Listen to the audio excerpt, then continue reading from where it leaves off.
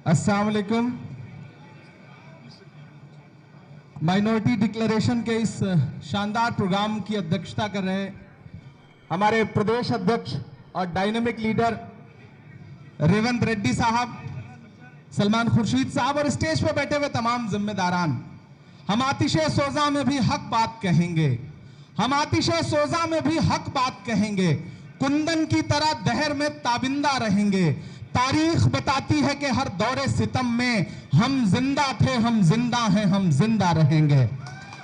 हैदराबाद की इस शानदार सरजमीन पर जिंदा दिल लोगों के सामने खड़ा होकर के आपसे बस इतना कह रहा हूं कि मेरे हाथों में ये जो माइनॉरिटी डिक्लेरेशन का ये जो पंपलेट है, ये जो ब्रोशर है, ये जो तहरीर लिखी हुई है, ये सिर्फ तहरीर नहीं है। हम तकरीबन 1 घंटे जाम में फंस करके यहां पहुंचे हैं, तब समझ में आया कि पुराना हैदराबाद किस तरह से सांस लेता होगा। तकरीबन 1 घंटा जाम में फंस के आया हूं। सड़कों की हालत ऐसी है कि सफर करिए तो पता ही नहीं चलता कि सफर कर रहे हैं या आखिरी सफर कर रहे हैं, इतनी खराब हालत है। ऐसे में हम आपसे सिर्फ ये कहने आए हैं कि जो ये विधानसभा का चुनाव है, जिसमें रेवंत साहब सुबह से शाम तक मेहनत कर रहे हैं, राहुल जी यहां मेहनत कर रहे हैं, प्रियंका जी आ रही हैं, खरगे साहब आ रहे हैं, ये सिर्फ विधानसभा का चुनाव नहीं है। हैदराबाद वालों, तेलंगाना वालों, ये इलेक्शन सिर्फ इलेक्शन यहां की असेंबली का नहीं है। अगर आप चाहते हैं कि 2024 में हिंदुस्तान की गद्दी से वो जालिम हुक्मरान हटें, तो सबसे पहले आपको तेलंगाना में यह करके दिखाना पड़ेगा, तब दिल्ली तक इसका संदेशा जाएगा। यहां बैठे हुए जो यहां के जो हुक्मरान हैं, यहां और दिल्ली वालों में एक अच्छी खासी नूरा कुश्ती चल रही है।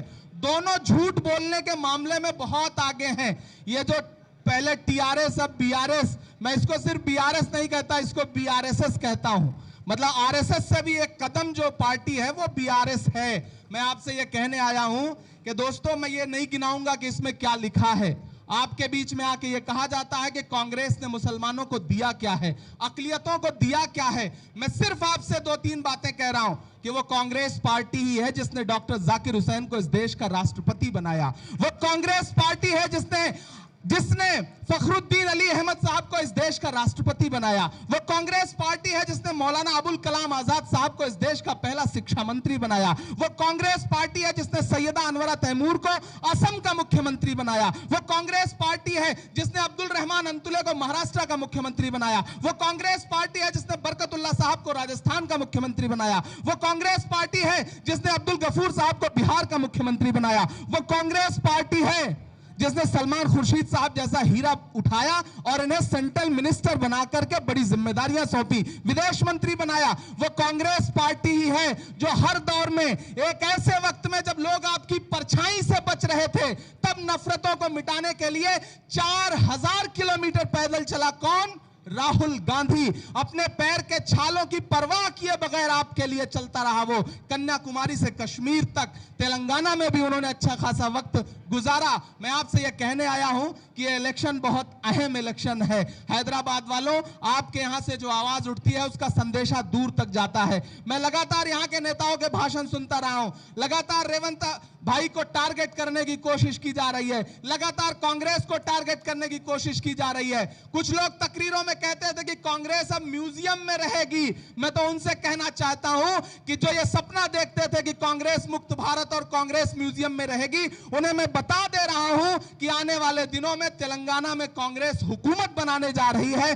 बाकी जो स्टेट्स में भी इलेक्शन है वहां कांग्रेस पार्टी हुकूमत बनाने जा रही है। बस आपका सपोर्ट चाहिए, अकलियतों का सपोर्ट चाहिए। माइनॉरिटीज में जितनी भी कम्युनिटीज हैं, मेजॉरिटी हमारे साथ है, माइनॉरिटीज के भी साथियों से गुजारिश है कि सपोर्ट करिए। हमने सहराओं में हासिल किए आसानी से, वो समंदर में भी रहकर न मिले पानी से।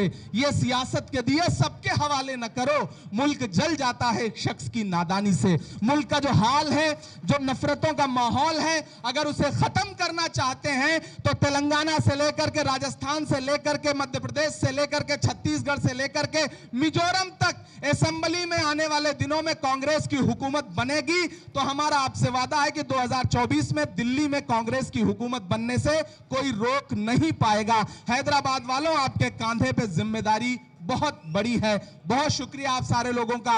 अजरुद्दीन साहब यहां बैठे हुए हैं। मैं बस आखिर में एक बात कह रहा हूं कि आपके वोटों की ठेकेदारी का दावा करने वाले राजा सिंह के खिलाफ कैंडिडेट नहीं उतारते, लेकिन अजरुद्दीन के खिलाफ कैंडिडेट उतारते हैं। आपको बस इतना समझना है कि इस खेल के पीछे कौन है। ये बहुत बुलंद फजा में तेरी पतंग सही, मगर पता है मुझे डोर किसके हाथ में है। तो डोर जिनके हाथ में है वो आपको समझना है कि डोर किसके हाथ में है और उस डोर को चला कौन रहा है।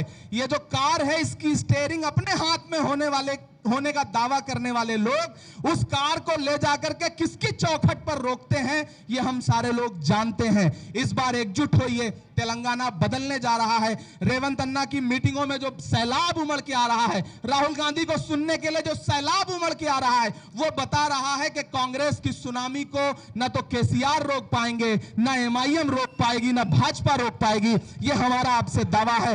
आज से हम सारे लोग पूरे तेलंगाना के अलग अलग इलाकों में जा रहे हैं, मुसलसल यहीं डेरा जमाएंगे और आने वाले 3 दिसंबर को मुल्क को बताएंगे कि तेलंगाना अब कांग्रेस का है। बहुत शुक्रिया। हर खबर पर नजर रखने के लिए हमारे चैनल को लाइक, शेयर और सब्सक्राइब जरूर कीजिए। Crime control news Hyderabad.